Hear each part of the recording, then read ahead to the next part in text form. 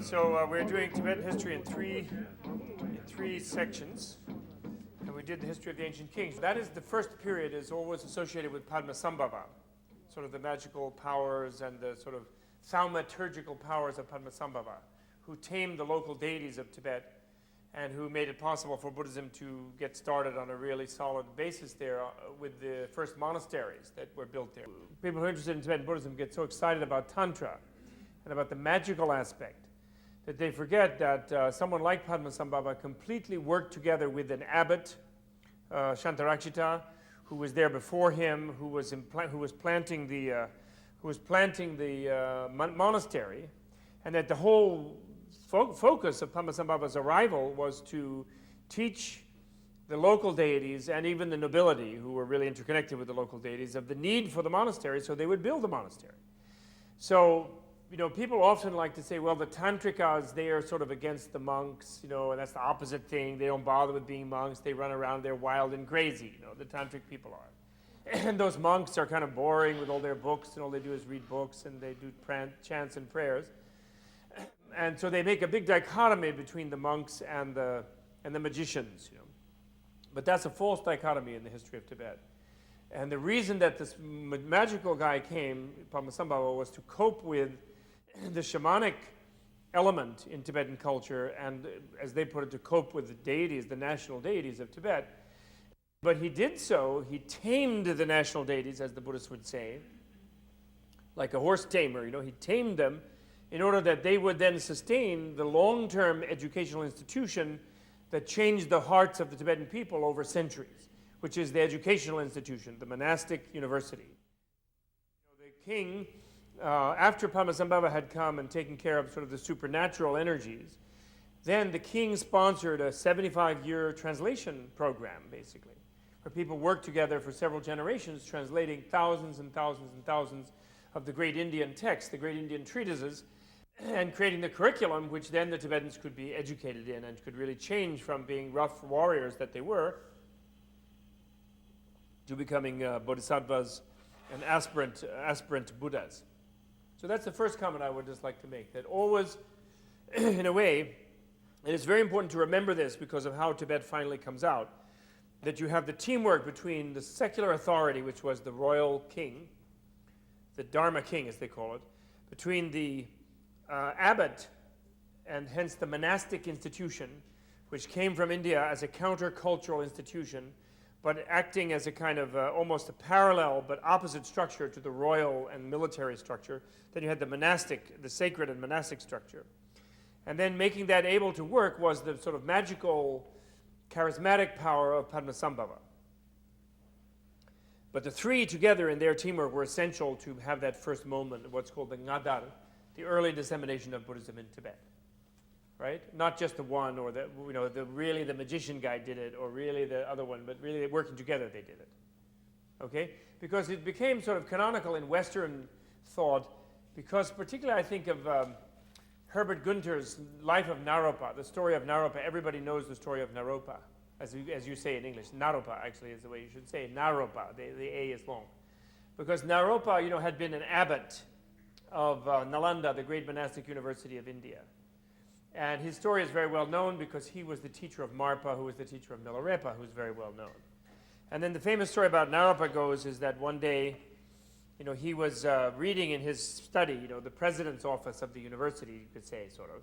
He was reading away there, and an old crone was like sweeping.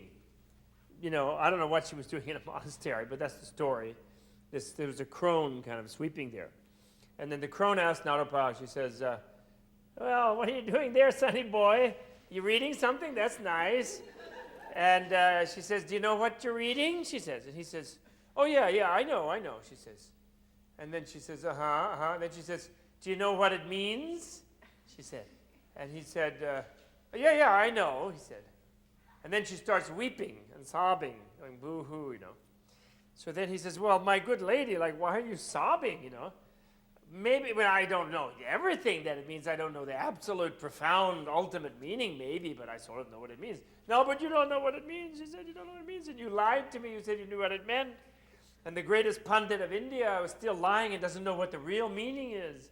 She says, oh, it's terrible, it's terrible. And then he said, well, Well, okay, well, then who does know? Who do you think does know then, he said.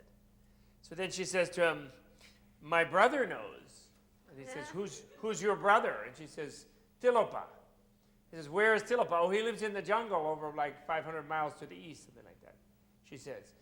But I don't think he'll tell you. And then she starts cackling, and then she transforms into a rainbow and flies out the window.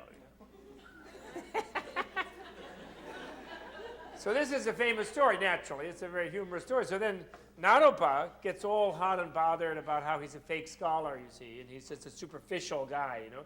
So he tears off his, like, Harris tweed or whatever, his monk's robes, and he goes out with his, you know, underwear, you know, basically, like the yogi's garb, and rushes off into the jungle to find Tilopa, someone who really knows the meaning, and then he becomes a great Siddha, you see. Eventually he becomes the teacher of Marpa and a great adept, you know, a sorcerer, like a magician, a great person. And so people know that story, so then they say, well, it's useless, all this study and scholarship and institutions are all terrible and boring, and you just have to rush off in the jungle, you see. But what they don't know is that Naropa came back from, once he became a Siddha, he came back to the different monasteries dozens of times, hung out with the guys, talked with them, wrote many books which they published, defended them against various kinds of encroachment and enemies and things. So he completely knew the value of that institution from which he was doing, you could say, postgraduate work when he went into the postgraduate work when he went into the jungle. And the reason he was such a great Pandit and Siddha when he did finally go into the jungle was that he knew so well, and he had such a great discipline, and he was so knowledgeable, actually, in fact. So the point is that, you know, some Western translators then picked up on this dichotomy, you see, between this sort of Siddha yogi, mad yogi dropout type and the sort of academic type, because they were all a bunch of dropout yogi types. So they want to say that's all we need, you understand. And so since I myself went back to become dropped in again, you see, then I have a different view, you see. Because the whole point of the whole Padmasambhava story, the early thing, it brings me to that, is that they wanted to found the monastic university. And with the monastic university, they began to have the institution that over centuries would change Tibet from being this militaristic, driven sort of place to becoming a peaceful, unique place that it became, more or less. You know. Now, in this Essential Tibetan Buddhism, I think I went over with you a little bit the three styles. These have to do with sort of the way in which India was changed and the way in which Buddhist people change a society. You know, what in their view, this is how they civilize a society, make it become civilized. Buddhists don't consider a militaristic society to be civilized, really. It's just some place that operates on a kind of brute force, authoritarian social structure. Individuals are not given support to open up their understanding and their sense of the values of life and so on. And they don't have a good life, really. They just go around beating people up, or themselves, you know. So Buddhists consider that that's an uncivilized type of society, and to civilize it, then they have three different waves of activity that Buddha did in India, which I think I mentioned to you last time, but I'll just repeat it a little bit. First, what I call the individualistic style, which is the phase of monastic Buddhism. In India, it lasted from 500 before the Common Era to about 0 as the main emphasis for about 500 years. And what that does is it emphasizes monasticism as necessary for individual liberation. Because the reason that it has to do this, and the reason that it supports individualism so strongly, is that societies before that, like Indian society before that, or Tibetan society before Buddhism went there, are very conformist type of societies. They're what we call authoritarian. And people just have to do whatever they are told to do. And the central religious institution of such societies is always sacrifice of some sort. Because always people are asked to sacrifice their own personal wishes to submerge their will into the collective and just perform whatever role they're supposed to perform, whether they have a good aptitude for it or not. Son has to do what the father did, daughter has to do what the mother did, they have to fit into their caste or class level, and they just do their duty type of thing, right? And that's how these societies are first. So in order to begin to waken people in such a society to the fact that the purpose of life is to become liberated from suffering, to reach a higher biological stage, a higher evolutionary stage. And that in order to do that, your first duty is to yourself as an individual to open up your sensitivity, to open up your intelligence, to open up your ability. Before you just go out and just hoe the field or do whatever it is, that your more important thing to do with your human lifespan is to develop yourself. In order to do that, then, you have to promote individualism, you see, because you have to give people a feeling that there's a reason to disobey the conformist rules of the society. In a way, in relation to, for example, Indian literature, you see, Buddhism really taught in India the opposite of the Bhagavad Gita, you see. Remember in the Bhagavad Gita, Arjuna wants to get out of the chariot, doesn't want to fight and kill everybody and have a big war. And then Krishna talks him into staying in the chariot, and then they do have this big war and everybody gets killed. But that's what you're supposed to do, because that's duty. See, that's the collective society, you see.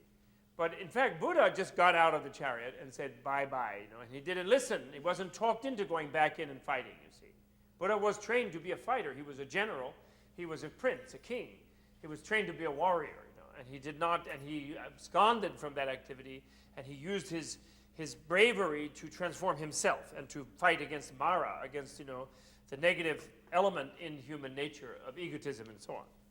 All right? So first the individualistic thing. Then the monastic institution gets involved, because once you do that, you have to have a place to shelter the people who want to get out of the conformist situation.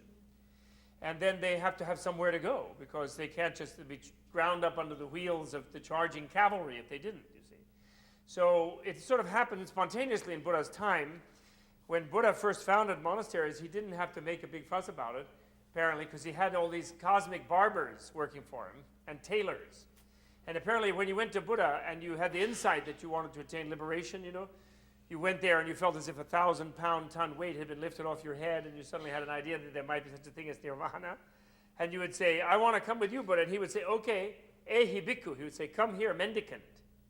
And the minute he said ehi bhikkhu, you were ordained, and your hair was instantly shaved off, and your robes were completely changed into an orange toga. Just like that. I tell you, he had like a cosmic barbershop team, you know, he really did. And I mean, this is the legend. In other words, there was no formal ceremonies, no ordination. He would just say, ehi bhikkhu, come here, bhikkhu, come here, mendicant. And then, boom, you were instantly in monastic garb, you know. And but then more and more people were like that. Then where were they going to live? Where were they going to, what were they going to eat? Well, it was easy. They didn't live anywhere at first. They were in India, a very warm climate. Then where would they eat? Well, the Indians had a tradition, fortunately, of feeding a holy person.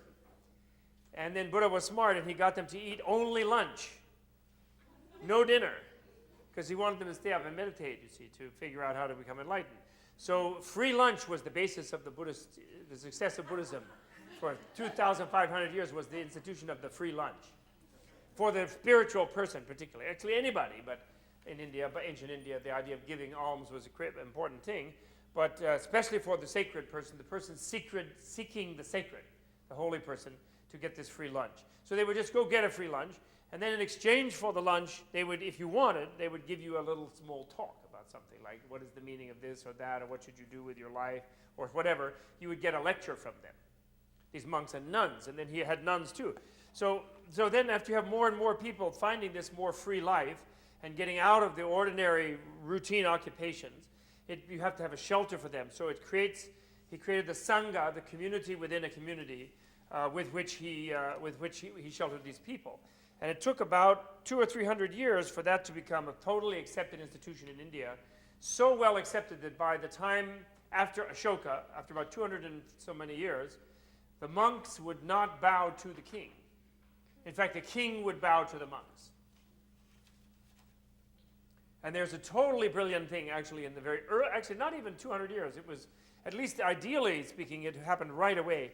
There's this marvelous sutra called the Fruits of the Ascetic Life Sutra, where one local king, who's a very nasty guy actually, he kills his father and he assumes to get the throne sooner. His name is Ajatashatru. He's a really bad one.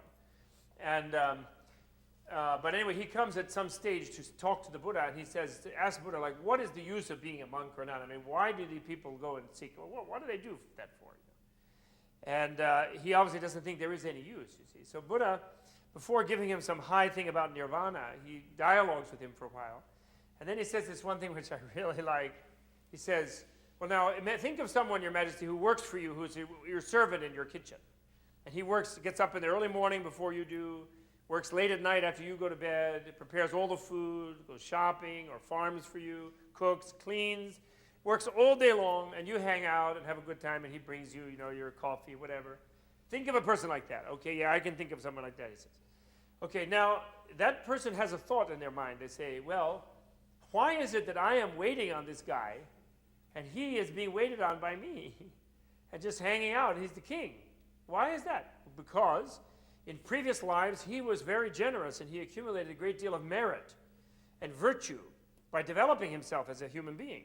Whereas I goofed off and loafed around and didn't do much, so now I'm his servant.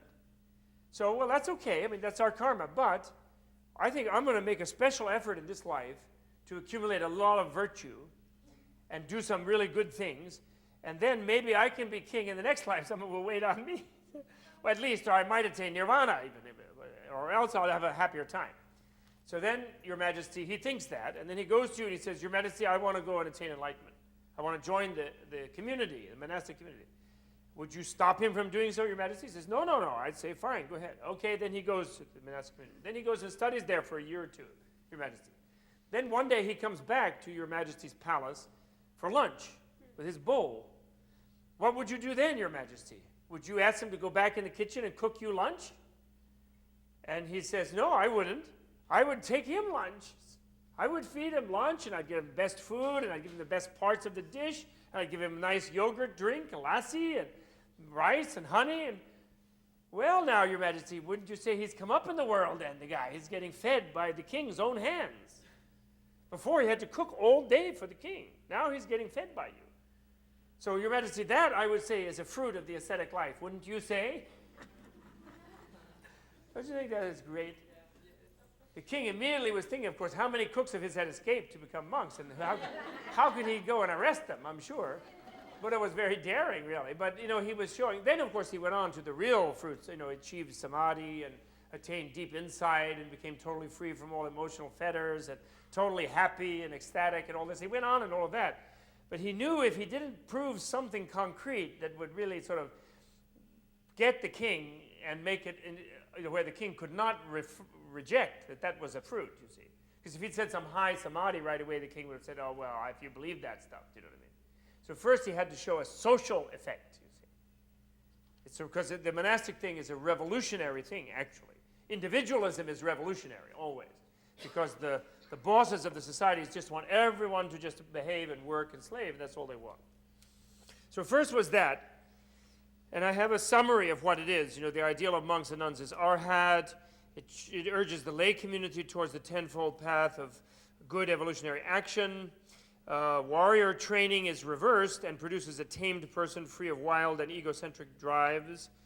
And so I talk about that. Then the next one, once the monastic institution has strengthened individualism in a society, then you have a more freedom, and things are looser in the society, because people, you see, for example, in a family, if you have like a patriarchal warrior father who's very tough on all their children, but then some of the children can go and join a monastery if he's too nasty, then he has to behave better with them, or they'll all run off and become monks and nuns, and there'll be no one there to mind the store, so to speak, you see. So it has a feedback effect in the society by loosening up the categories and giving people more individual freedom. The fact that certain people take a total freedom and have a lifelong scholarship of a free lunch in order to attain enlightenment, you see. This then creates some space in the society. Then once you have that space and that little bit relaxation of the tension of the coercive relationships between people, then you can take a more aggressive posture about what is the ethic between lay people in the ordinary society, in the sense that you can insist upon more compassionate behavior with one another, more nonviolence, less interfering with this and that, and a less egocentric way of behaving. And that's the social Buddhism, or what I call Messianic Buddhism, the Mahayana Buddhism, where you teach a social ethic of love and compassion, where there should be a higher level of interaction and a higher level of personal development even within the society, you see. And then that's the next 500 years in India, from 0 of the Common Era to 500 of the Common Era.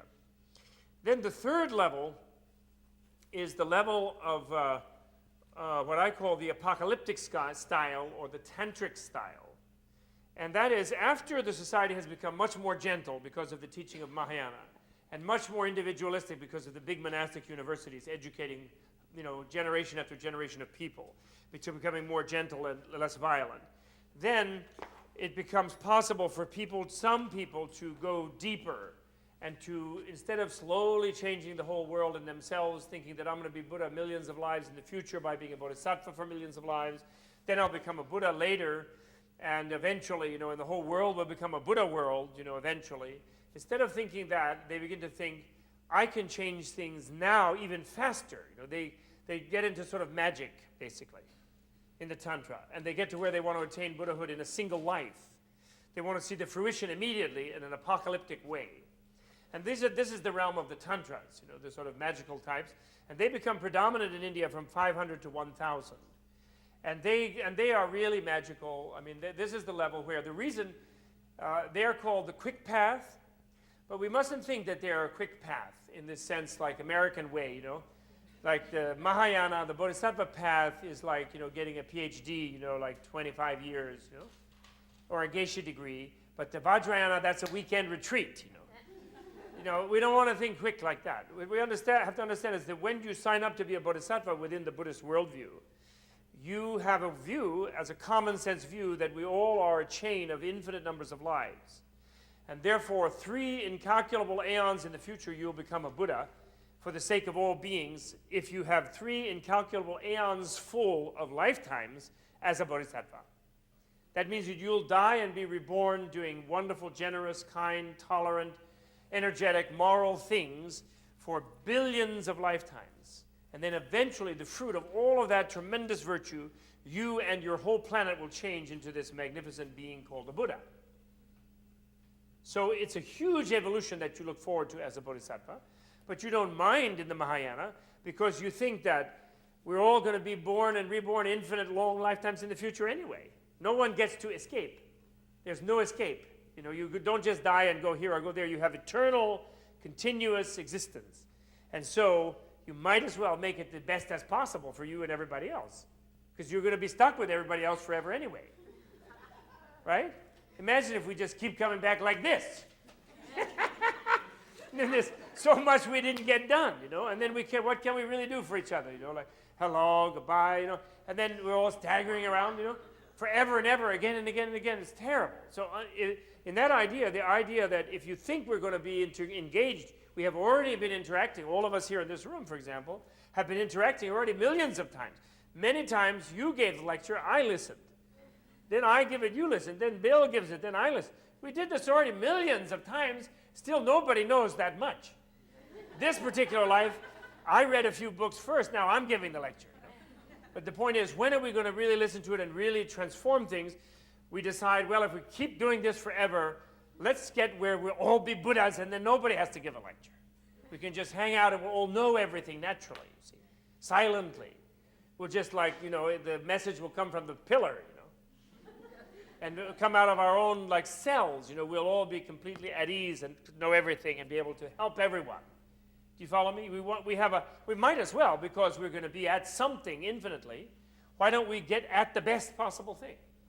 Why don't we have the best possible relationship between all of us? Now, we all would agree that the best possible relationship between all of us is if we all loved each other totally.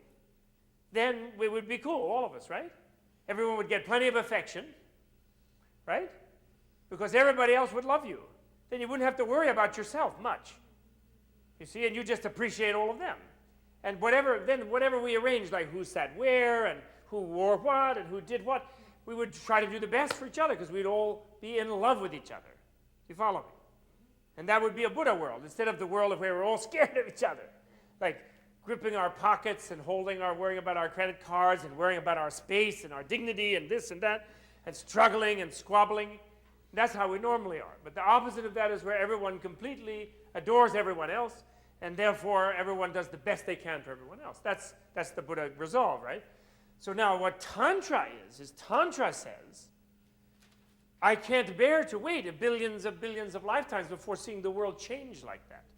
I want to be able to change it faster. In fact, I want to change it without dying once, that is to say, within this life. Or maybe in the between state after just this one death.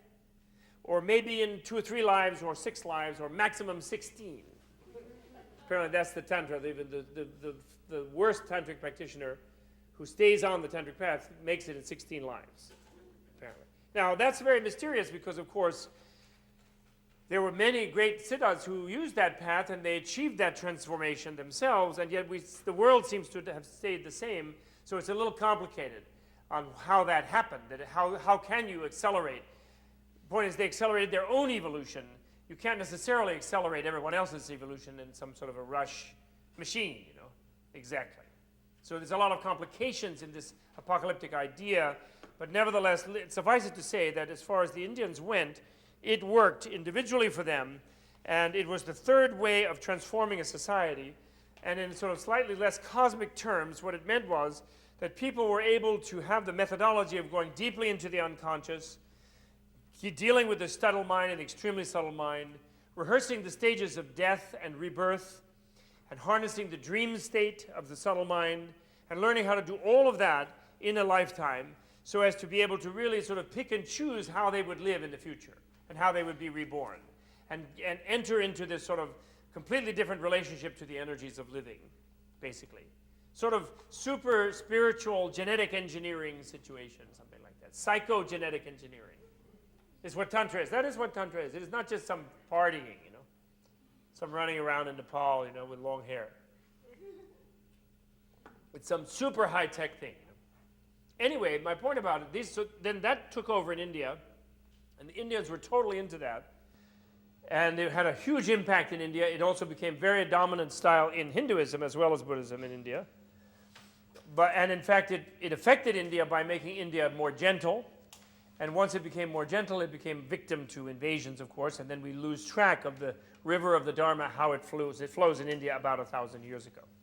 But the reason I had to go back and go through this is that now coming to Tibet, we see these 3 vehicles in the case of Tibet, hitting Tibet, the 3 styles, the individualistic style, the universalistic style, and then the apocalyptic or the magical style.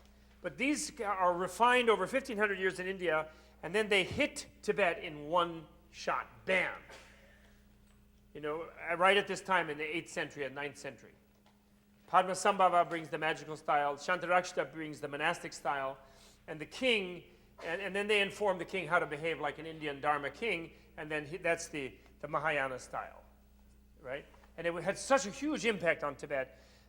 It was just a remarkable, but it was a little bit harsh impact too. We have to realize, we have to look honestly at it. It did knock apart their militaristic dynasty within 3 or 4 generations, within about 3 generations. Because unfortunately, if you have a militaristic dynasty and everyone turns to sort of meditating and attaining enlightenment and things like that, there's people, the troops tend to leave the field and go off to some cave to meditate, and then your enemies immediately take advantage, and then you lose your empire. And this is what did happen. And it's put mythologically in terms that the Langdharma, who was the cousin of the king Relwajan, who was one of the 3 great Dharma kings, who was so devoted that he had this long royal hair of the Tibetans, like tremendously long plaits. And when he would sit on his throne would be lower than the seats of the abbots of the monastery. And then his hair would go, and his hair would be under the cushion of the abbot. So that the abbot would be sort of sitting on his head symbolically. And this infuriated the aristocratic Tibetan nobles, that the king, who was the dignity of the nation, you know, and the military prowess and power of the nation, would have this kind of monk sitting on his head. And so they cooked up an assassination plot, and they wiped him out. And then this king took over, this cousin who was pledged to get rid of the influence of Buddhism. His name was Langdharma. And then he started persecuting Buddhism. And then one monk, and this is a very famous myth in Tibetan history, you may have seen if you went to Samye. We have a young man here who went to Tibet. Did you see any of the sacred dances at Samye? Yeah. With the black hat? Did you see the dance with the black hat? No, not that. And the apron? You didn't see that one? Well, there's a famous dance where they dance, you know, around dung, dung, dung like that, and they're wearing this black costume. because what this one monk did, he resigned as a monk, first of all, because as a monk you can't kill people. And he wanted to kill the king, the bad king. So first he resigned as a monk, and then he, as a layman, he resigned one of the 5 vows of a layman, because he wanted to get rid of this one guy, so he resigned the vow against taking life. And then he went and he dressed up in a black costume like that and did this dance, and came to the New Year's festival and danced for the king, except when he got to the high moment of the dance, he actually shot the king with the arrow instead of just an exorcistic dance as he was twirling around. He wasted the king, killed that bad king, then he jumped on his black horse and galloped away, but he and the horse were just covered with soot. So then he galloped into a river, jumped in and washed the horse white and himself all white, and everything was white, and then he just trotted by the other way as the pursuers were going after him. Very clever, don't you think? And then, of course, he sent himself into exile because he was very mortified that he had to take life. But that's how he saved every aspect of Buddhist culture being wiped out by that king, according to the Tibetan myth. Anyway, they have this myth. They celebrate. Lalung Pelje Dorje was his name. And they celebrate him, although he was the first ex-monk, first nasty ex-monk in Tibetan history, but they do celebrate him, showing the complexity of the Tibetan mentality, actually. Okay, so then what happens was, so there was this thing, and then after that, after the second assassination in 2 generations, the sort of whole military discipline of the Tibetan kingdom fell apart after that. And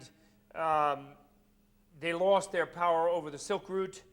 The Tang Dynasty Chinese started taking advantage, and they lost the Dunhuang Oasis and a number of their possessions in Central Asia.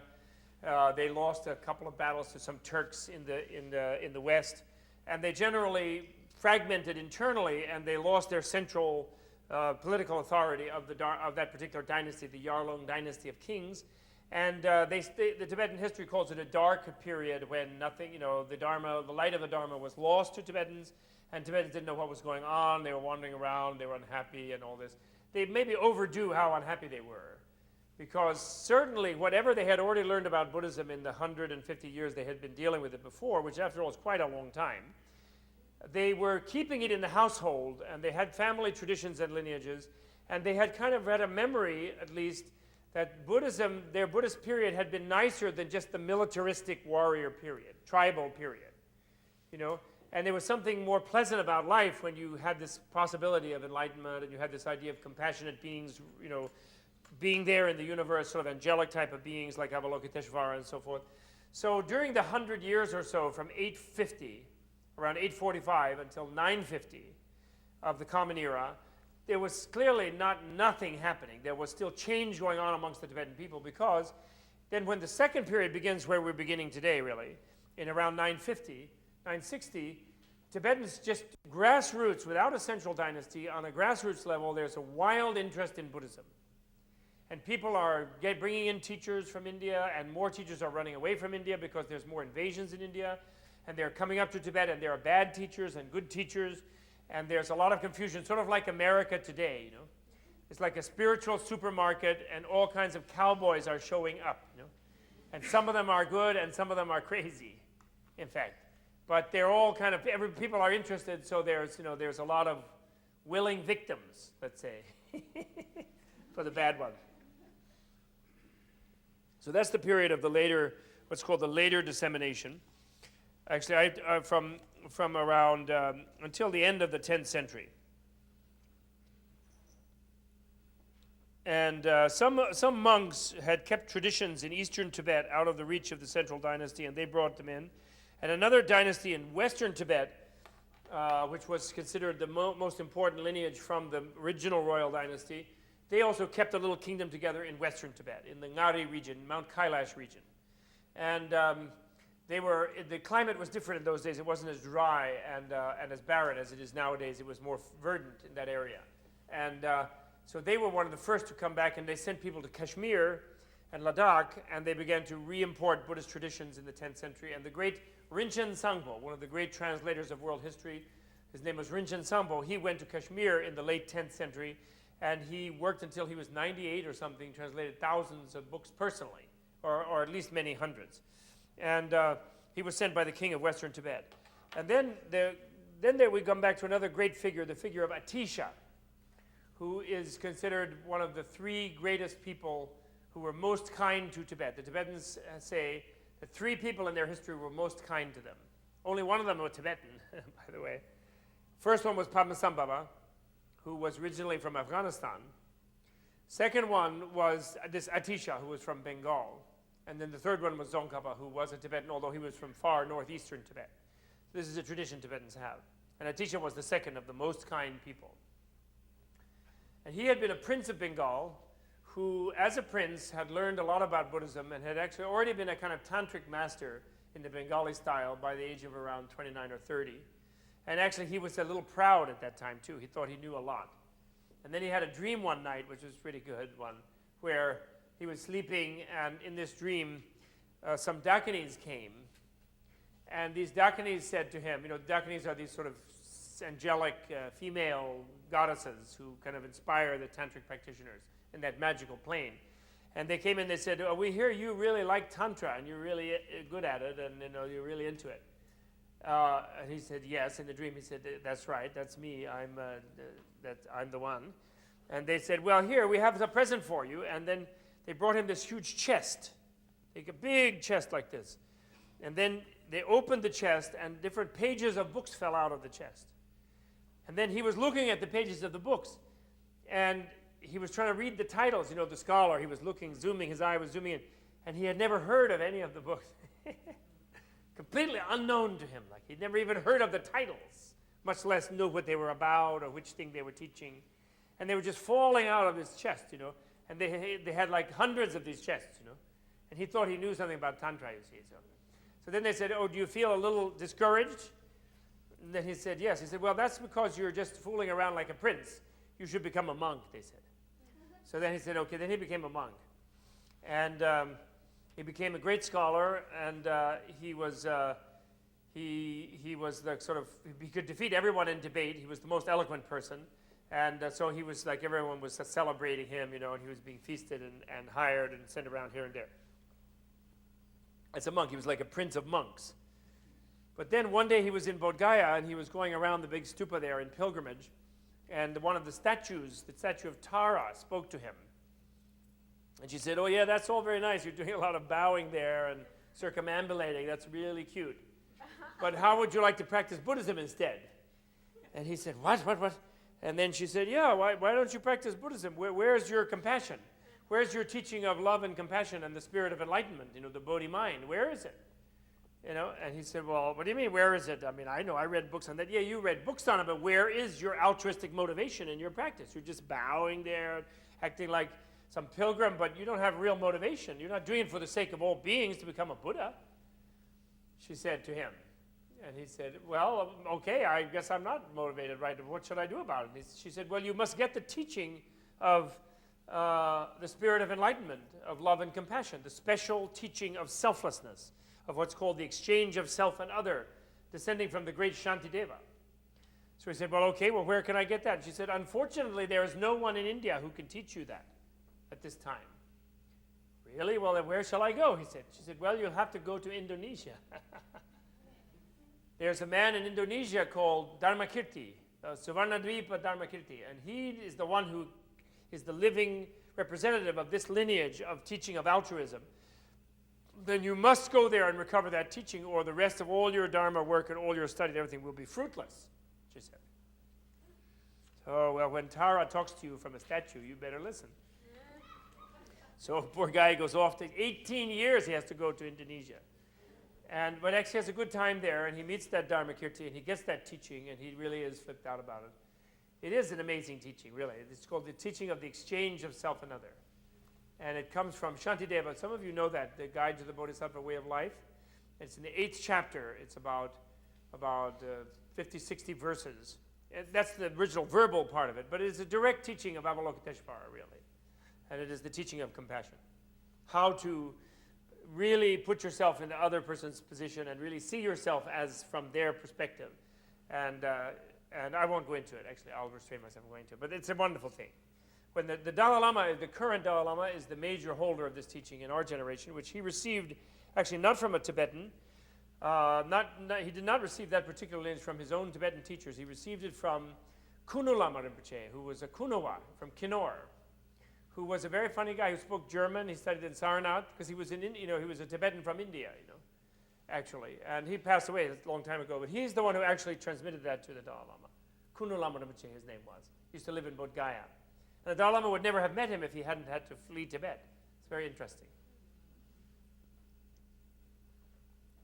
So Atisha then did that, and then after 18 years in Suvarnadvipa, he comes back to India, and he's a big deal in India. He's the head abbot of everything, and then the Tibetans heard about him, and they said, we want him to come to Tibet because there's a lot of confusion in Tibet.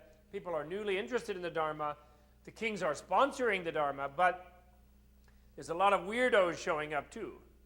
People who are saying instant powers, you can have Buddhahood, just buy this, buy that, you'll be Buddhist in 2 days, drink this, do that, all kinds of fake stuff. And actually some really grisly kind of Temple of Doom type stuff as well. And coming from some of the more funky areas of India. And in this wild and woolly frontier sort of scene. So they said, well, we need someone who really is the standard bearer of the day to sort of discriminate and help us discriminate what is really right and what is wrong and what is useful and what isn't. So they sent 2 or 3 missions down to bring Atisha, and he was interested in the invitation.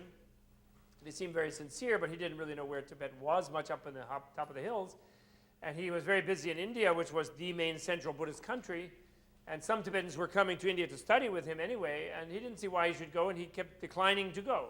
And also his monastery wouldn't give him permission to leave. So then, finally, this one king, Yishi-e, who was a monk king, actually, himself. He was a king, and when he was in older years, he ordained himself as a monk. Then he said, I've got to do, if anything, my life will be not worthwhile unless I can get Atisha to come to Tibet to straighten out the Dharma here in Tibet for us. So he raised a huge amount of gold, and he started off on a mission to go personally to invite Atisha from India, which was a very hard journey in those days. I mean, it still is a hard journey. And he was captured by a king on the way of a small Himalayan region, a place called Karluk, King Karluk, I don't know exactly where it is, somewhere around Kashmir. And that king imprisoned him and took his gold and said to his son, you better go back to Tibet and get an equal amount of gold or more than I already have taken, or I'm going to kill the old man here, and this gold you have now I'm taking. And the king was not a Buddhist and didn't care about that they wanted to go invite some guy from India. So then the son went back to Tibet and raised another huge sums of gold and came back with it. And then he met his father. Then the father said, though, on the night before the ceremony of ransom, he said, look, I'm old. I'm not going to live much longer anyway. This is ridiculous. Take that gold now and leave immediately tonight. Break camp quietly and go to India and invite Atisha. And tell Atisha that I send him all this gold and my life. And will he please come to Tibet? So then the son did that. And, of course, that was it for the dad, unfortunately. And then Atisha really took that seriously, and he made a big effort, and he gave all the gold to the monastery. He said, look, here's all this gold, you can hire different people, you can rebuild this and that, do something, have an endowment, and let me go. I'll be back in about 5 years. I'm going to try to go. And then also, he didn't completely make that decision until he spoke to Tara. By this time, he had a small shrine of Tara that he used to carry around with him, and whenever he had a big decision to make, he would ask the Tara, and she would always speak to him. There's a beautiful Tara image from the Dalai Lama's collection that we used to have in our exhibition. I think it was bought by University of Virginia now. It used to be loaned to us by a collector here in New York in our exhibition. And it's supposed to be not the original, but the model of the one that Atisha used to carry, made of 5 metals. Really beautiful, green Tara. You can look in one of our old publications and you can see the picture of it. So he talked to Tara, and Tara said, yes, if you go, your life will be cut short by about 14 years, and you'll only live 12 more years. But what you will do there in Tibet will have much greater impact of benefit on beings on this planet than if you spent 26 more years here in India. So get up there, man, on your way, she said.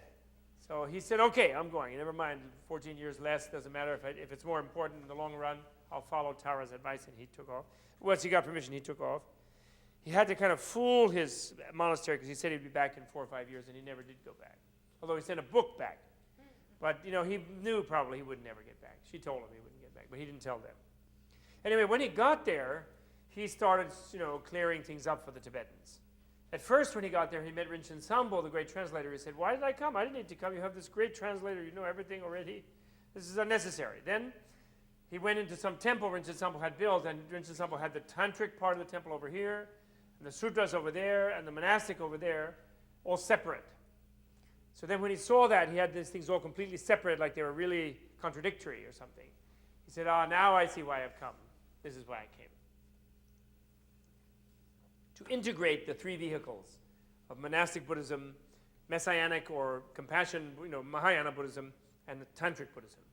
That's why I had to come. So Tibetans didn't understand them as separate. And then he was met early on in his trip there by a young layman named Dromdumba, who remained a layman all his life, never became a monk, whose name was Dromdumba. And Dromdumba is believed to have been the first Tibetan incarnation of the Dalai Lama lineage of incarnations. Although nobody knew he was a Dalai Lama at the time, he was just Dromdumba. And Dromdumba loved Atisha, his teacher, so much. When he first met him, he lit a candle, a butter lamp, made from dree butter. And he kept that candle burning day and night for the following, the next 12 years, they say. He never let it go out, the candle offering to Atisha. And Atisha, he taught many people. People used to come and say, "We want tantric initiations." He would say, "I'll give you a tantric initiation. How about the tantric initiation of the cause and effect of your own actions?" The karma tantra, he used to say.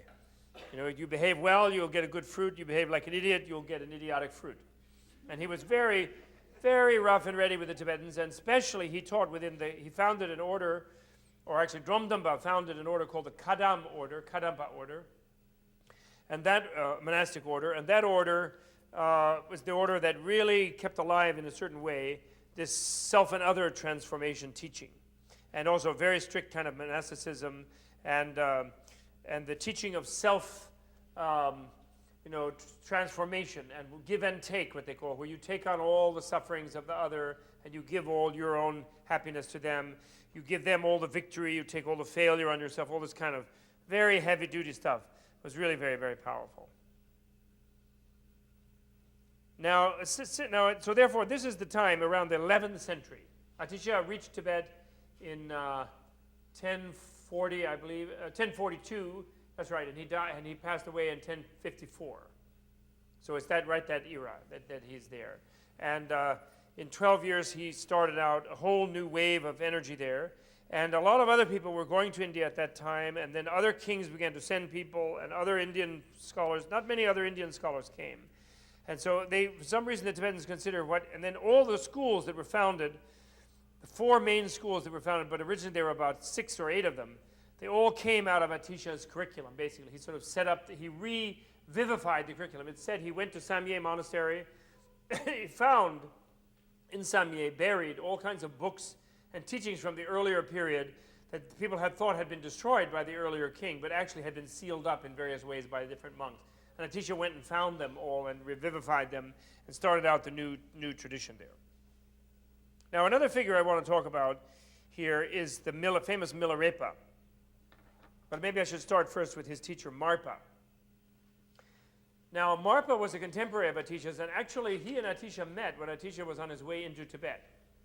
And Marpa knew Indian languages already. He'd already been once to India, I think. That's right. He'd already been once previously, and he knew he could speak North Indian languages, and he knew some Sanskrit. And so Atisha said, "Hey, come with me as a translator. You're a good scholar. You'd be really helpful. I have to come on this mission here. Go around with me as a translator." But Marpa said, "Well, I would," because he also very much respected Atisha. But he said, "Your colleague, I have to go back and try to find my teacher, Naropa, who I heard had died. But then I heard I can visit him in his astral body, like Obi-Wan Kenobi type body. I can visit him in such a place. I had a dream, and I got to go and all this." So Marpa didn't work with Atisha. He said he went down. And he did meet Naropa, actually, apparently. Although he had a sort of bad luck. Well, I won't tell that story. It's a different story. So with the Naropa, because when he saw Naropa, He came up to Naropa in the Obi-Wan Kenobi form. And then right next to Naropa was like this fantastic deity like Hevajra. But Hevajra looks like Shiva Nataraja, you know, he looks like dancing like this with many arms, with a consort, many heads, and black and fiery and intense, you know. And so there was an image, there was a living Hevajra sort of above Naropa's head, you know, like, which was Naropa, you know, it was like Naropa's emanation or something. So then he said to Marpa, well, now you see me and you see Hevajra, to whom do you salute first? He says to Marpa. So Marpa says, well, I can see you any day. I used to see you a lot. I used to hang out. But I haven't seen Hevajra like that. So then he bowed to the deity first, rather than to the human guru, you see. Wrong. Big mistake. Big mistake. So then the guru, reabsorbed the emanation of the deity back into his own body, and then they did one of those things, like showed like thousands of deities coming out of his body, something like that, that type of vision. And poor Marpa, that was considered an omen of Marpa's own misfortunes. Marpa had many misfortunes. In spite of the fact that he was a great teacher, he had many misfortunes personally, and apparently this was one of the reasons, or this was an omen of that. Anyway, Marpa went back to Tibet, and he was one of the foremost of this great profession that used to exist at that time called the Lodzawa, which means translator, this is what I consider really my profession, actually. Lodzawa. I like it. What it means is the Sanskrit word loka chakshuhu, and what that means is eye of the world. It's sort of like not a private eye, like Sam Spade private eye, but a public eye, because the world means the society, so eye of the society. And it was an incredibly honored profession in Tibet at these times because, as it was in China actually and in East Asia, because they considered that the ancient Holy Land of India had all the highest civilization of the world, which I think is true, it did, higher than anything in the Mediterranean, had the most refined and most advanced civilization, and wealthiest actually in that ancient time. And so if you would go and learn the language, like Sanskrit was called Deva Bhasha, the language of the gods, you see. So if you went and learn that language, and you would learn those sciences, and learn that philosophy, and learn that psychology, and then you would translate it into this puny little human language, Tibetan, or English, a language where people are tremendously confused, and they don't know what the meaning of life is, and they go around.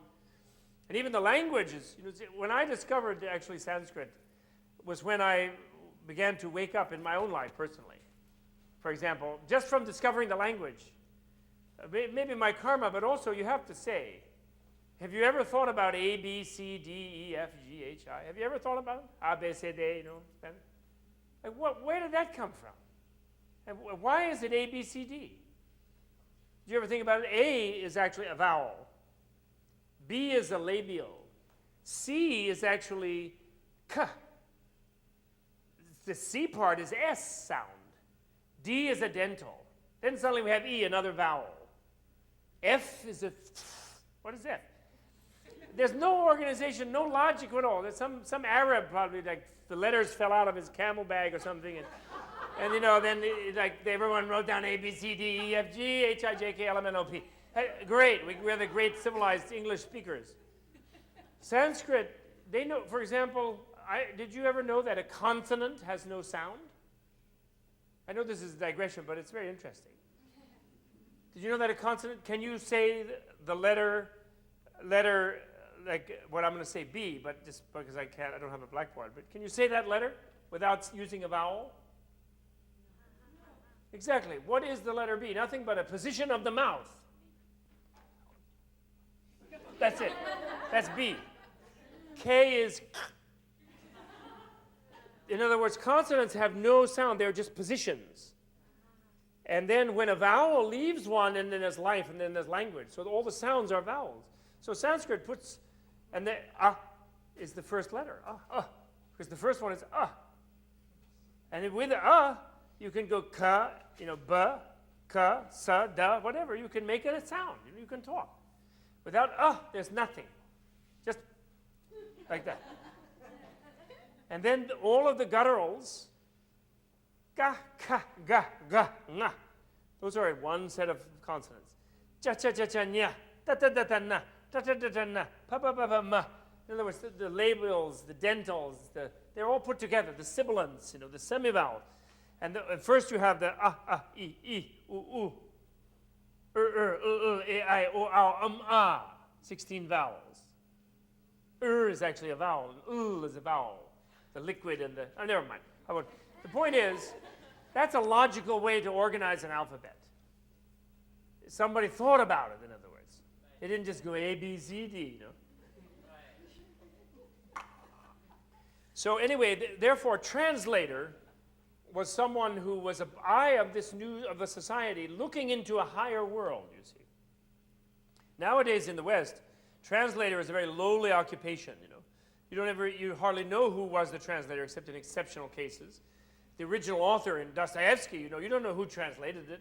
You don't even care. It's some poor guy who works for like 3 cents a word, But did you ever think of a reason why a translator is considered so lowly? Because we think we're so great. So we're doing somebody else's language a favor to translate one of their books into our language. And Dostoevsky, everyone knows Dostoevsky, Brothers Karamazov is a book you buy in English from the Modern Library. With some Ruski thing you would hear, that's not Dostoevsky. It's the English version. So in other words, we don't respect translators because we think we have the highest culture, you see, which is a big mistake. We're still very backward in so many ways. But in the case of Tibet, they knew they were backward because they knew they were violent and unself-controlled and egotistical and militaristic and materialistic. And so they knew that wasn't that cool to be like that. That it was much better and you were much happier if you were peaceful and gentle and self-controlled and aware of yourself. They knew that. So, therefore, a translator who would go and learn about a higher civilization and then translate that higher civilization into the cultural terms that they could understand within their own culture was somehow something very respectable, something very great. You follow me? Like a pioneer or something like that. So Marpa was one of these kind of people. Rinchen Samba was one, Marpa was one. And they would go down to India, they would study 10 or 15 years, braving typhoid and fevers and smallpox and things, and then they would learn tons of things. They would meditate for years, they would go through ordeals that their teachers would put them through, and then they would bring back texts and knowledge and teach and set up shop sort of in Tibet in one way or another. And there were hundreds of them, and there are verses of praise later on by Tibetans saying, what amazing, it's like we would have, in America you would have hymns to Davy Crockett and Paul Bunyan and what have you, They would have to Marpa and all these great translators, right? But then Marpa particularly became well known because one of his students was the great Milarepa. And Milarepa was a very funny guy, but he is known by the Tibetans as the first Tibetan to attain Buddhahood in a single lifetime. So he really occupies a kind of pivotal position in the society. He lived 1040 to 1123. There you go, 1040 to 1123, Milarepa. And Milarepa was just a farm boy. He was kind of happy-go-lucky farm boy. And he was cheated out of his inheritance after birth. His father died when he was very young. And he had a father's brother who took over the family fortune and then enslaved, basically, himself, his sister, and his mother. Although he had promised his brother he would take care of them, he actually more or less enslaved them and deprived them of all of their income and their land and all this, and he was very nasty to them. So Milarepa grew up, but Milarepa didn't care. He was a happy-go-lucky guy. He was a very good, had a beautiful voice, and he used to sing, and his name was Tabaga, who is delightful to hear. And he used to get drunk and sing. Then his mother would get mad because the mother wanted revenge against the bad uncle, you see. Sort of Hamlet, Tibetan Hamlet story type thing. So finally, she made Milarepa shape up to go out and get revenge, and she saved up some money, scraped together some money, and sent him off to a black magician to learn sorcery. So he did, and he was a very smart guy, so he buckled down and he learned sorcery. And then he took revenge on the uncle, and he's killed 35 people, actually, in a hailstorm. And in an earthquake, and pulled a house down around the ears, but didn't kill the uncle. But the uncle remained rather annoyed with him. And then the villagers started attacking his mother for calling down this sorcery. I mean, it's a kind of, actually Milarepa is a very funny story. It has a lot of humor in it. Being a Westerner and from Protestant background and thinking religion is something very serious, I read the life of Milarepa about 10 times before I realized it was funny. I thought it was serious, but it is actually very funny. And like even the part where he kills all the people and he comes in with this, the deities come, the black magic deities come in with these heads, severed heads and all this, and he's then he immediately freaks out and has a pang of conscience and he regrets that he did it immediately. because he's really basically, he has a good affinity for positive karma.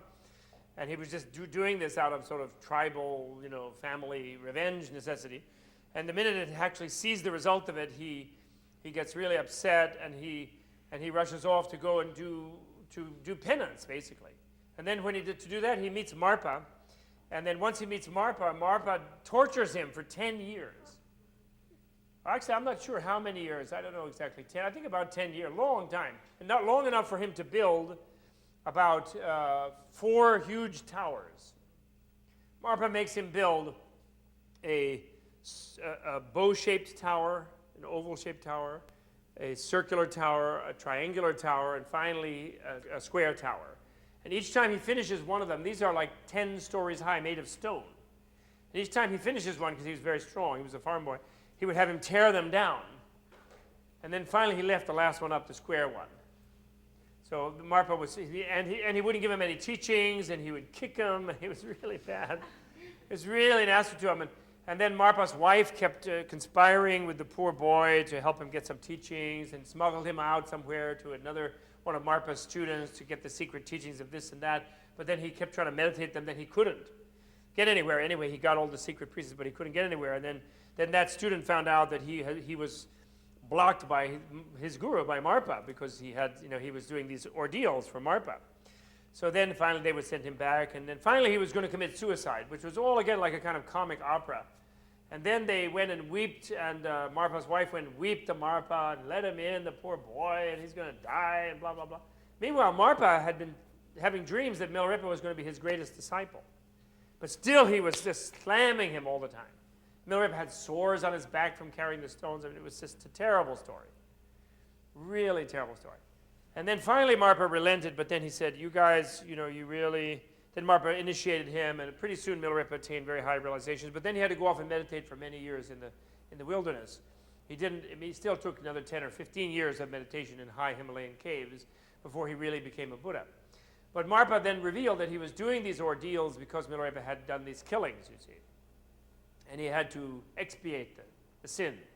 And otherwise, once he got the teachings, he would be in danger of misinterpreting them or turning back to black magic or whatever. So he had to go through all this terrible stuff.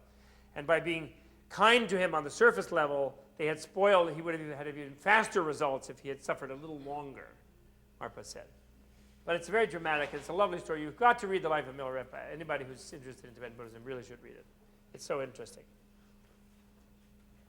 So then Milarepa goes and he lives in the high mountains, and he meditates, and he's called Repa. Mila was his family name. Repa means who wears a cotton cloth. And he just wore a cotton sheet in the Himalayas in the winter. And even that was just, for sure, for decoration. I mean, he was basically naked the whole time. And he had this inner Dhummo, this inner fire yoga that he had that kept him warm. Where the heat would come from the navel center and his control of the inner winds. He was really amazing. When I've been in those areas, if any of you who have been to Tibet, especially Western Tibet, in the high areas of Western Tibet where Milarepa used to live, it's intense. Imagine living there in the winter naked. It is really intense to think about. But he did, apparently. And the Hindus thought he was Shiva because he was this dark, naked, white-looking guy. Greenish white because he ate nettles a lot, Milarepa. And he used to sing also. And then Milarepa, whenever people would ask him, instead of giving a long lecture like this, he would sing a song. It was like a Dylan or something. He would sing with like a Tibetan folk song melody because he had been a great singer. And he would give high, complicated teachings in song and in verse. So then later Tibetans memorized this, and they just loved Milarepa. They just thought he was absolutely great. And he refused to go and become a monk or a big lama, and yet he taught thousands of people. And the great thing about Milarepa also is that there were in India before him what are called the 84 siddhas, or great adepts, practitioners of Tantra, who were really wild people, all of them. Sort of look like this kind of guy. Very wild and woolly guys who had the power of being able to die and be reborn, transfer their body. I mean, they really could do all of these things, supposedly. And, but you have, because of India, the nature of Indian history, you don't have any record much of them. A few poems that they wrote, a few major episodes, Naropa did this, and some books that they wrote. But otherwise, you'd have very little about them. You have no biography. Whereas with Milarepa, you have ex-autobiography, you have tons of different songs and teachings that he gave to different people. And they really are amazing, his songs. They really are amazing. The one incident in Milarepa's life that made me realize what a comedian he was had to do with his sister. At one point, when he already was a great teacher, I have to tell you this story. His sister came up. Mother had died long back, and his sister came up, who was just working as an itinerant tradesperson, with had one yak and would go around selling different things in marketplaces. And she said, "Look, Mila, this enough of this horsing around up here, staying naked in the caves like a lunatic. If you are very smart, you can sing your teachings. You are enlightened already. Obviously, you can do all kinds of miracles. You live naked in the winter. Get yourself a decent robe and a bunch of lama gear and get down to town and become a wealthy lama, and I'm going to live in the back room in my old age. I'm your sister, and you owe me a little help, So cut it out with this living up here like a mad ascetic, His sister's name was Peta.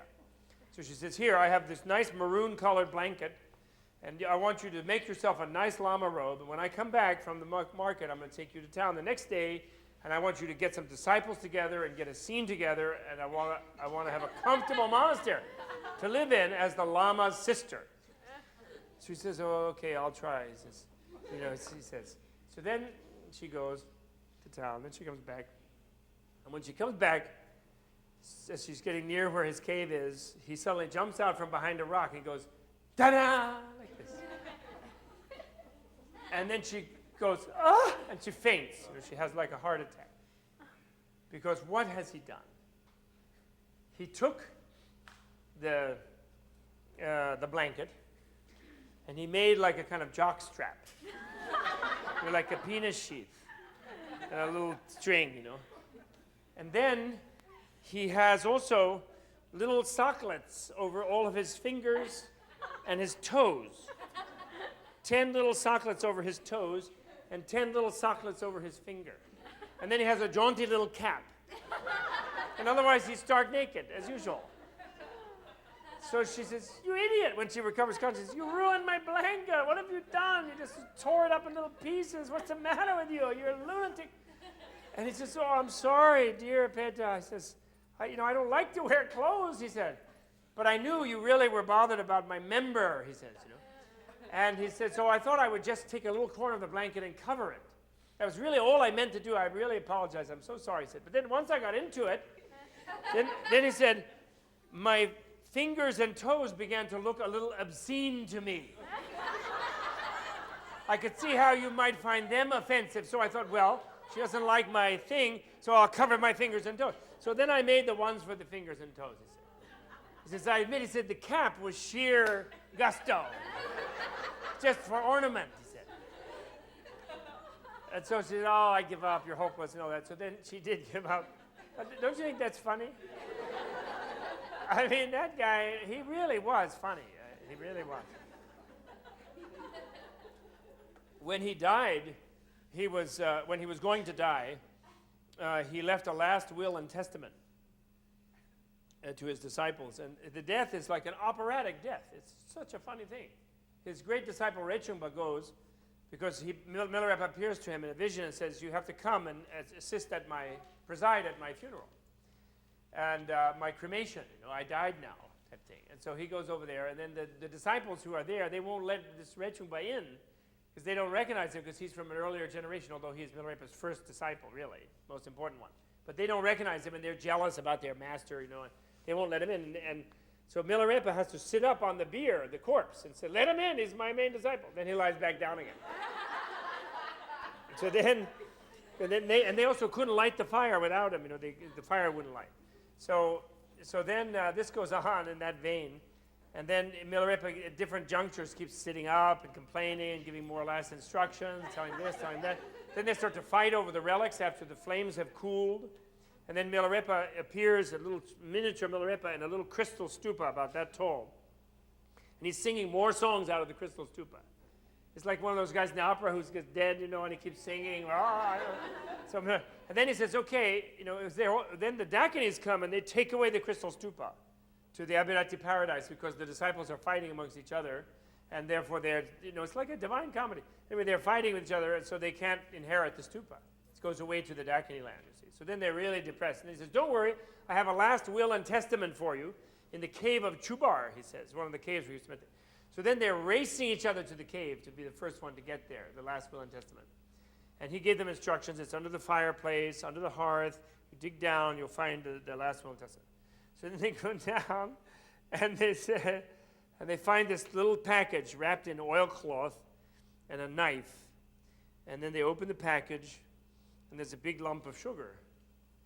And then there's a message on the inside of the wrapping, and it says, this is my last will and testament. Every one of you, my disciples, has received the same teaching from me, just as this sugar, when you cut it up and taste it, will taste the same to everyone, he said. And this is my final testament to you all, that I gave you all equal teachings, and let anyone who says that Milarepa heaped up wealth for himself, may their mouth be stuffed with caca. Let them eat shit. That's what he actually said in his last will and testament. Actually, his secret precept to Rechungpa was he mooned him. But he wasn't trying to moon him. He was showing him he had these huge calluses on his butt. Like a giant, thick heel callus like this on his butt. He said, that's the secret teaching. For 30, 40 years of meditating in Himalayan caves, he had like his calloused butt. And then the other favorite one I have is where his disciple Rechungpa came back from India, where he'd gone himself to get some more teachings. He wasn't satisfied with what he had in Tibet. And then he came back and he had a bunch of books, and he thought he was a great pundit. And he was thinking Milarepa was sort of funky, homegrown, like local Tibetan who'd never been to India. You see, and Rechungpa was a great translator. So he was proudly stalking along, barely listening to Milarepa. They were walking somewhere, And Milarepa got him out in the middle of a huge plain, and then he conjured up a massive thunderstorm.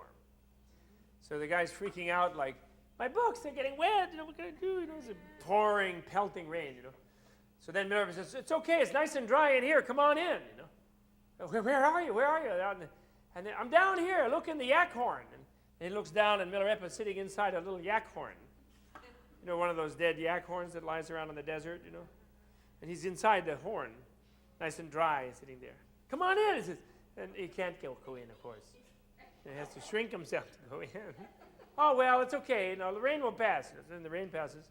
So then he sends Rechungpa to go and get some drinking water at a stream. And he says, look, I'll dry the books for you. There's no problem, because he's very worried about his books, So then he makes a little fire, and he sends Rechungpa off. And then when Rechungpa's going to the stream, he sees a goat, 2 goats playing, frolicking, very beautiful goats. And as he sees them, they frolic and they play, and then actually they reproduce right there, and then there's 4 goats. And then they frolic around, and then they reproduce, and then there's 8 goats. And he's like watching this multiplying bunch of goats, and he sits down, and he's like staring at the goats. And he's hypnotized by the goats. He's there for hours, And if, I got to go, then the goats sort of disappear, and then this must be an apparition. Gets the water, goes back. When he gets back, Milarepa is burning the last of his books.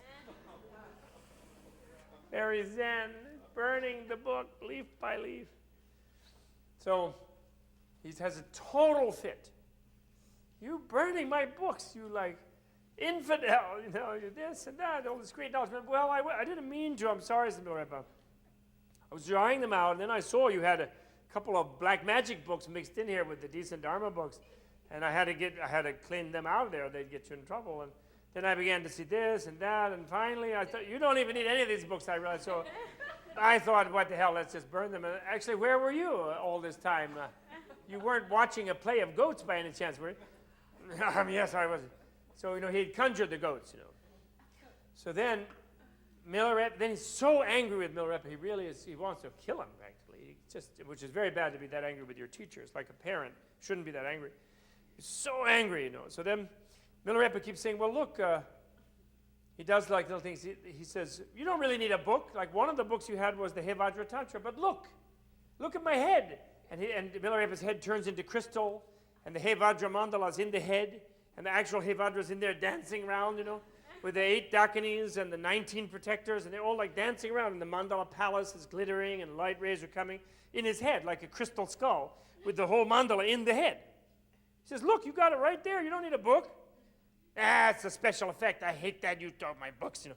He says, okay, well, look here. And then he shows the Mahamaya Buddha in his throat. Same way he turned. Finally, he has like different shows going on in different chakras of his body. 5 different mandalas, you know, and they're all dancing, the hundreds of deities, all in and out. And finally, he has like a flock of birds coming out of light rays that are coming out of his ears, you know, and the birds are going tweet, tweet, tweet like this. And the guy's still mad. He's totally mad, still will not give up. And then Milarepa says, well, look, you don't need a book. You have all the books you want here on your tongue. And he sticks out his tongue, and the little jewel lotus comes out of the tongue. And then out of the jewel lotus, little syllables start flowing out.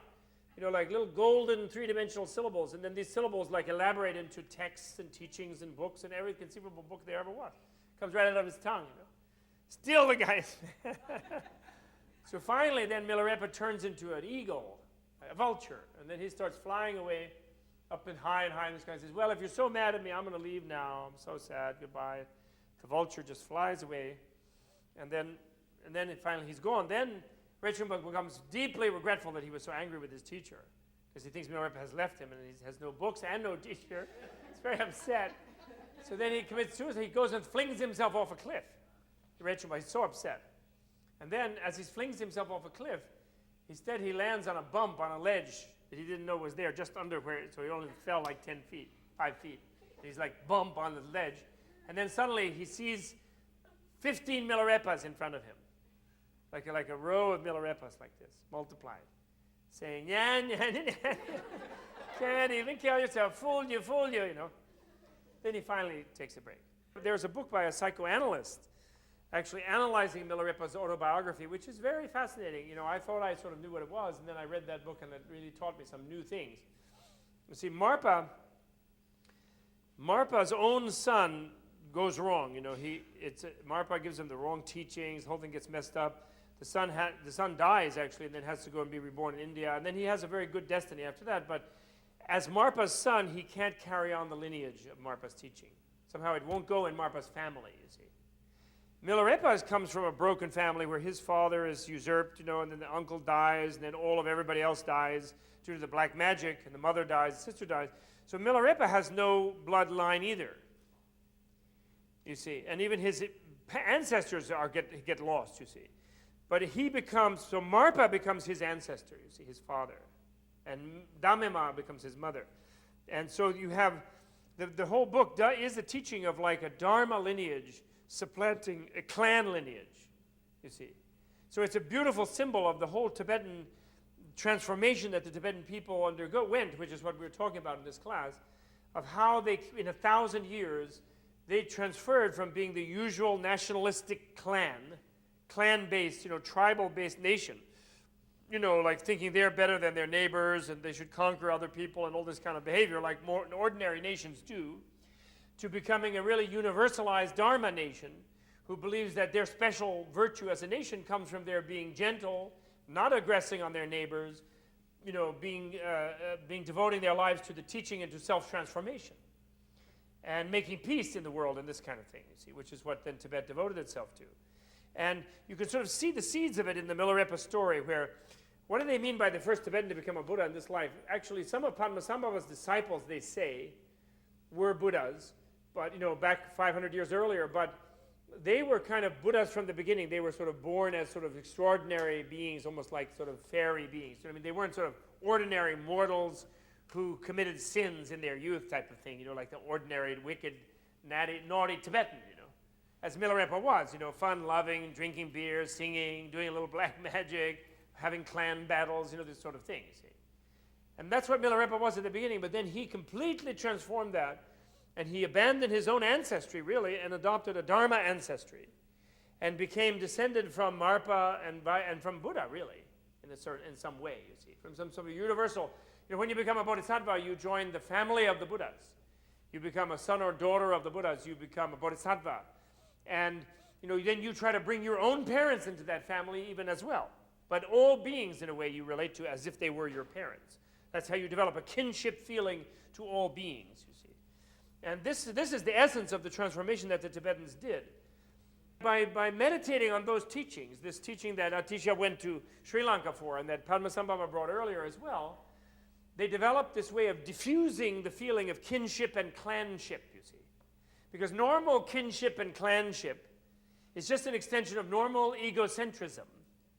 And it means, you're my kin until we're better than them, and, we can attack them, the Hatfields and the McCoys, right? Or the Americans and the Russians, or whatever it is, it expands up to nationalism level, or even to species level, where we can annihilate all the other animals. The way the planet is today, the humans are today, nowadays annihilating everybody else. How many species go extinct every day is hundreds, right?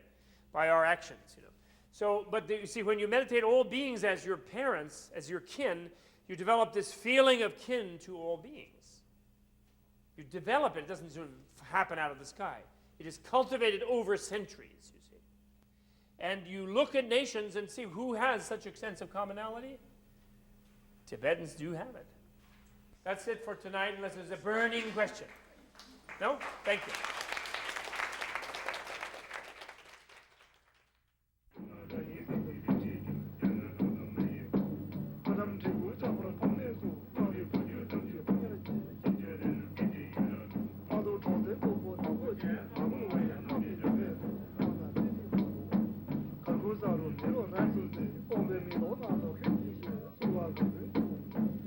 번이도 거의 잘하와 저거 누구저나 저